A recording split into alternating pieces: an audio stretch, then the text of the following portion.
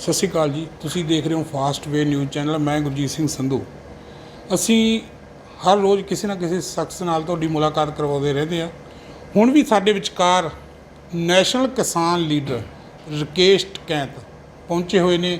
ਅੱਜ ਉਹਨਾਂ ਦੇ ਰੂਬਰੂ ਕਰਵਾਵਾਂਗੇ, ਉਹਨਾਂ ਤੋਂ ਪੁੱਛਾਂਗੇ ਕਿਸਾਨੀ ਸੰਘਰਸ਼ ਬਾਰੇ ਗੱਲਾਂ, ਰਾਜਨੀਤੀ ਬਾਰੇ ਗੱਲਾਂ, ਉਹਨਾਂ ਤੋਂ ਤੁਹਾਨੂੰ ਰੂਬਰੂ ਕਰਵਾਉਣ ਜਾ ਰਹੇ ਹਾਂ। ਸਭ ਤੋਂ ਪਹਿਲਾਂ ਜੀ ਸਵਾਗਤ ਹੈ ਚੈਨਲ 'ਤੇ ਤੁਹਾਡਾ। ਧੰਨਵਾਦ ਜੀ, ਧੰਨਵਾਦ। ਟਕੈਤ ਸਾਹਿਬ, ਮੇਰੇ ਖਿਆਲ ਦੇ ਵਿੱਚ ਕਿਸਾਨੀ ਸੰਘਰਸ਼ ਤੋਂ ਬਾਅਦ ਪਹਿਲੀ ਵਾਰ ਤੁਸੀਂ ਜਿਹੜਾ ਸਰਦੂਲਗੜ੍ਹ ਦੇ ਵਿੱਚ ਪੰਜਾਬ ਦੇ ਵਿੱਚ ਆਏ ਹੋ, ਤਾਂ ਤੁਹਾਨੂੰ ਕਿਵੇਂ ਲੱਗ ਰਿਹਾ? ਕਿਸਾਨੀ ਸੰਘਰਸ਼ ਇੱਕ ਜਿੱਤ, ਬਹੁਤ ਵੱਡੀ ਜਿੱਤ ਸੀ। ਇਸ ਤੋਂ ਬਾਅਦ ਹੁਣ ਤੁਸੀਂ ਪੰਜਾਬ ਦੇ ਵਿੱਚ ਆਏ ਤਾਂ ਕਿਵੇਂ ਲੱਗ ਰਿਹਾ ਤੁਹਾਨੂੰ? देखो, 13 महीने आंदोलन चला और किसान आंदोलन ने एक अपनी पहचान बनाई, देश की जनता में एक विश्वास कायम करा। और हम पंजाब का तो बड़ा योगदान रहा है। हम अगर तमिलनाडु, कर्नाटक, आंध्रा किसी भी स्टेट में जाते हैं तो वहाँ पे भी किसान आंदोलन की चर्चाएं होती है, वहाँ की भी सरकारें किसानों का नाम लेती है। तो एक ये बड़ी जीत किसानों की है कि सरकारें जब भी स्टेज पर जाएगी, कोई बात करेगी तो किसान का, मजदूर का, आदिवासी का नाम लेगी। तो ये बड़ी जीत किसान की है। ਬਿਲਕੁਲ ਕਿਸਾਨਾਂ ਦੀ ਜਿੱਤ ਬਿਲਕੁਲ ਵੱਡੀ ਜਿੱਤ ਹੋਈ ਹੈ। ਪਰ ਕਿਤੇ ਨਾ ਕਿਤੇ ਦੇਖਿਆ ਜਾਵੇ, ਆਪਾਂ ਰਾਜਨੀਤੀ ਦੇ ਦਾਇਰੇ ਵਿੱਚ ਦੇਖੀਏ ਤਾਂ ਪੰਜਾਬ ਦੇ ਵਿੱਚ ਕਿਸਾਨਾਂ ਨੇ ਨਵੀਂ ਪਾਰਟੀ ਬਣਾਈ ਸੀ, ਹੋਰ ਵੀ ਕਾਫੀ ਪਾਰਟੀਆਂ ਹੋਂਦ ਦੇ ਵਿੱਚ ਆਈਆਂ ਸੀ, ਤਾਂ ਕਿਤੇ ਨਾ ਕਿਤੇ ਉਹ ਕਾਮਯਾਬ ਨਹੀਂ ਹੋ ਸਕੀਆਂ। ਉਹ ਕਿਸਾਨਾਂ ਨੂੰ ਜਿਹੜਾ ਪੰਜਾਬ ਦੇ ਲੋਕਾਂ ਨੇ ਫਤਵਾ ਨਹੀਂ ਦਿੱਤਾ, ਉਹਦਾ ਕੀ ਕਾਰਨ ਹੋ ਸਕਦਾ ਹੈ? ये जो आंदोलन चला वो नॉन पॉलिटिकल आंदोलन है, और किसान संगठन जब तक नॉन पॉलिटिकल रहेगा वो बहुत मजबूत रहेगा। किसी की इच्छा पॉलिटिकल की हो जाती है तो उसमें फेल होगा, और ये आज से नहीं, हमेशा फेल रहेगा। आने वाले टाइम पे भी वो फेल ही रहेगा, क्योंकि जो जनता जाती है वो मूवमेंट में साथ रहती है। अलग अलग पार्टियों की विचारधारा की होती है, लेकिन जब किसानी आंदोलन में होती है तो किसानों के क्या फैसले होंगे, वो लाभ और हानि वो पार्टी बेसिस पर नहीं होती, वो किसान के इस पर होती है। आज भी अगर कोई बीजेपी के लोग हैं, उन्होंने बीजेपी को वोट दिए किसानों ने, अगर लाभ और हानि, कनक का भाव कम या ज़्यादा होगा तो उनको भी होगा। तो इसलिए पॉलिटिकल सिस्टम से किसानी आंदोलन को दूर रहना चाहिए। यही कारण पंजाब में हुआ कि जो लोग आंदोलन में गए उनको नुकसान हुआ, और उससे देश के किसान आंदोलन को भी धक्का लगा। ਦੇਖਿਆ ਜਾ ਰਿਹਾ ਤਾਂ ਜਿਹੜਾ ਇਲੈਕਸ਼ਨ ਤੋਂ ਬਾਅਦ ਆਮ ਆਦਮੀ ਪਾਰਟੀ ਪੰਜਾਬ ਦੇ ਵਿੱਚ ਹੋਂਦ ਦੇ ਵਿੱਚ ਆਈ ਹੈ, ਤੀਸਰੀ ਧਿਰ ਬਣ ਕੇ ਜਿਹੜੀ ਪੰਜਾਬ ਦੇ ਵਿੱਚ ਉੱਭਰੀ ਹੈ। ਲੇਕਿਨ ਉਸ ਤੋਂ ਬਾਅਦ ਹੁਣ ਆਮ ਆਦਮੀ ਪਾਰਟੀ ਵੱਲੋਂ ਦਾਅਵੇ ਕੀਤੇ ਜਾ ਰਹੇ ਹਨ ਕਿ ਗੁਜਰਾਤ ਦੇ ਵਿੱਚ ਸਰਕਾਰ ਬਣਾਵਾਂਗੇ, ਹਰਿਆਣਾ ਦੇ ਵਿੱਚ ਬਣਾਵਾਂਗੇ, ਹਿਮਾਚਲ ਦੇ ਵਿੱਚ ਬਣਾਵਾਂਗੇ।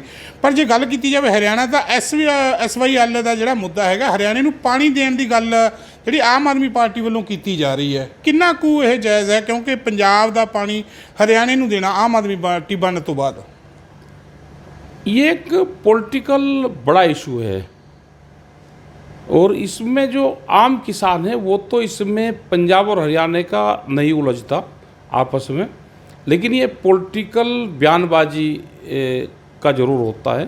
हर पार्टी इसमें पॉलिटिक्स अपनी करती है। तो आम आदमी पार्टी भी ये है कि पंजाब में तो सरकार बनी गई, पानी के इशू पे हरियाणा में और बेनिफिट मिल जाए, तो ये एक इशू हो सकता है।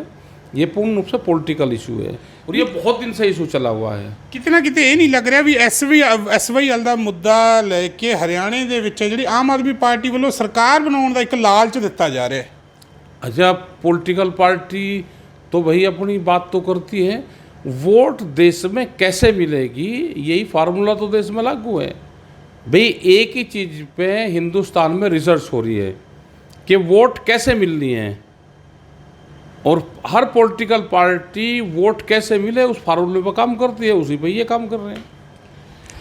ਜੇ ਗੱਲ ਕੀਤੀ ਜਾਵੇ ਕਿਸਾਨੀ ਸੰਘਰਸ਼ ਜਿੱਤਣ ਤੋਂ ਬਾਅਦ ਇੱਕ ਫੈਸਲਾ ਲਿਆ ਗਿਆ ਸੀ ਕਿ MSP ਤੇ ਉੱਪਰ ਜਿਹੜੀਆਂ ਕਮੇਟੀਆਂ ਬਣਾਈਆਂ ਜਾਣਗੀਆਂ, ਲੇਕਿਨ ਕਿਸਾਨ ਉਹ ਜਿਉਂ ਦਾ ਤਿਉਂ ਮੰਡੀਆਂ ਦੇ ਵਿੱਚ ਬੈਠਾ ਹੋਇਆ, ਕੋਈ ਕਮੇਟੀ ਨਹੀਂ ਬਣੀ। ਉਸ ਤੋਂ ਬਾਅਦ ਉਹ ਜਿਹੜੇ ਮੁੱਦੇ ਨੇ ਉੱਥੇ ਹੀ ਲਟਕ ਗਏ ਨੇ।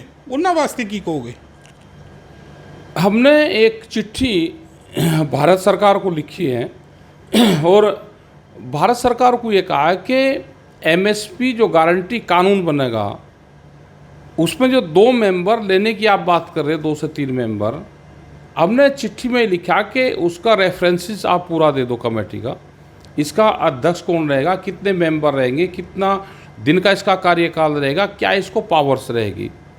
वो वापसी में लेटर उन्होंने नहीं दिया अभी, तो वे चिट्ठी का जवाब नहीं देते और किसान आंदोलन के लोग जो एसकेएम के लोग हैं वो उनको नाम नहीं दे रहे, तो ये एक बीच में अटका हुआ है। अब देखते हैं इसमें आने वाले टाइम पे 2-4 दिन में क्या होता है।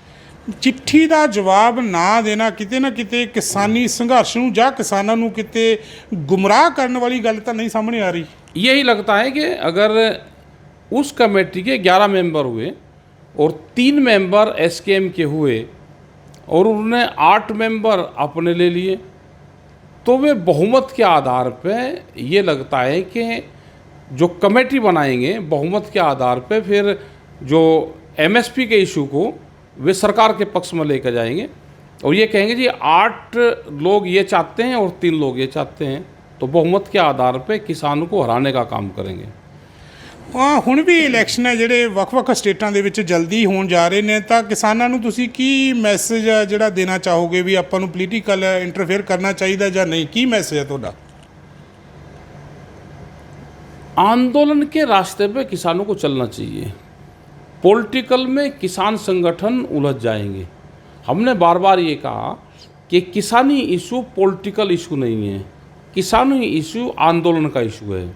आप आंदोलन पर ध्यान दो, सब पार्टी के लोग आपके साथ में मूवमेंट में हैं। अगर आप पॉलिटिकल उसका वो करोगे तो वो अलग अलग उसमें चले जाएंगे। जैसे दिल्ली के आंदोलन में भी सब पार्टी के लोग वहाँ पर मौजूद थे, वहाँ पे बीजेपी विचारधारा के भी थे, वहाँ पे कांग्रेस के भी थे, वहाँ अकाली थे, वहाँ पे आप पार्टी के थे। अगर आप उत्तर प्रदेश में चल जाए तो ये पार्टियाँ वहाँ पे है नहीं, वहाँ पे दूसरी विचारधारा के लोग थे, क्योंकि ये आंदोलन पूरे देश के किसान मजदूर आदिवासियों का आंदोलन था और हर स्टेट में अलग अलग पार्टियों की सरकारें हैं। तो इस आंदोलन को पूर्ण रूप से किसानी संघर्ष को नॉन पॉलिटिकल रखना चाहिए। अगर किसान विरोधी फैसले जी सेंट्रल गौरमेंट है, केंद्र की सरकार है करती है, जिमें कि कोई कमेटी बना नहीं बन रही या कोई चिट्ठी का जवाब नहीं दे रहे, तो उस ते अगे की तुहाडा स्टैप रहेगा? एक बड़े आंदोलन की देश में फिर ज़रूरत है। वो आंदोलन कहाँ, कब, कितनी जगह पे होगा, उसके लिए पूरे देश में एक विचार विमर्श बनाना पड़ेगा, पूरे देश में जाना पड़ेगा। अलग अलग स्टेट में अलग अलग इशू हैं, जैसे क्लाइमेट अलग अलग हैं देश में, ऐसे ही देश में किसानों के इशू भी अलग अलग हैं। ठीक है, धन्यवाद जी।